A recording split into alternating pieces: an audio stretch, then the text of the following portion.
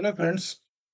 तो आज हम बात कर रहे हैं कि वर्ब के साथ यदि आप अप लगाएं पार्टिकल तो जो फ्रेजल वर्ब बनता है वो उसकी मीनिंग को कैसे चेंज करता है। तो इसके लिए हमने दो वर्ब चूज किए हैं, ड्रेस और कफ। तो ड्रेस तो बहुत नॉर्मल वर्ड है, आपको पता है ड्रेस का मतलब होता है कपड़े पहनना। यदि आप ड्रेसअप करते हैं उसका क्या मतलब हुआ? तो ड्रेसअप का मतलब हुआ किसी पर्टिकुलर ओकेजन के लिए। फॉर एग्जाम्पल, आप किसी पार्टी में जा रहे हो या किसी मैरिज फंक्शन में जा रहे हो, तो उस समय जो आप ड्रेस करेंगे आप अपने आप को, वो ड्रेसअप कहलाएगा। इसका मतलब हुआ कि ये ड्रेस करने की इंटेंसिटी को बढ़ाता है, समथिंग स्पेशल। और इसलिए मतलब आपका मतलब ये हुआ कि नॉर्मल जो वियर आप करते हैं उससे अलग और उसकी इंटेंसिटी को बढ़ाना।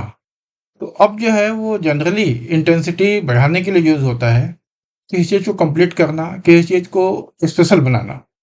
तो यहाँ पर ड्रेसअप का मतलब हो गया किसी पर्टिकुलर ओकेजन के लिए अपने को ड्रेस करना है, दैट इज ड्रेसिंग अप। कफ का मतलब होता है खांसना। आपको मालूम है जब आपको ठंड लग जाती है आप खांसते हैं, और कई बार काफ़ी हार्श साउंड के साथ खांसते हैं। तो खांसना जो है वो एक अनप्लेजेंट, आप कहेंगे इससे करने से कोई बहुत अच्छा तो फील होता नहीं है, और रिलक्टेंटली ही आप कफ करते हैं। उसी तरह से जब हम उसमें अप लगा देते हैं तो कफ अप का मतलब होता है कि इन द सेम वे जैसे कि एयर आपके थ्रोट से फोर्स की जाती है आपकी बीमारी के द्वारा, उसी तरह से somebody makes you cough up money. Cough up money means you have to pay money reluctantly when you think that the payment of money is not justified, or at least to the extent it has been asked for, that is not justified.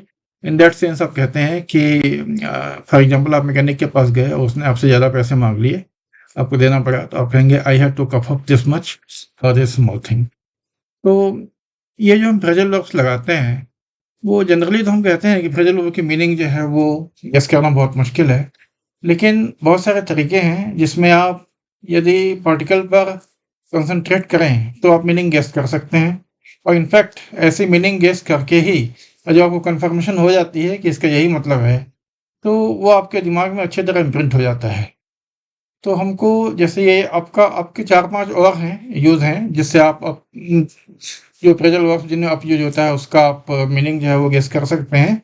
तो ये 2 हमने choose किया है। आगे हम एक video लेके आएँगे जिसके अंदर आपसे खत्म होने वाले सारे फ्रेजल वर्ब्स के बारे में इस तरह की इन्फॉर्मेशन होगी।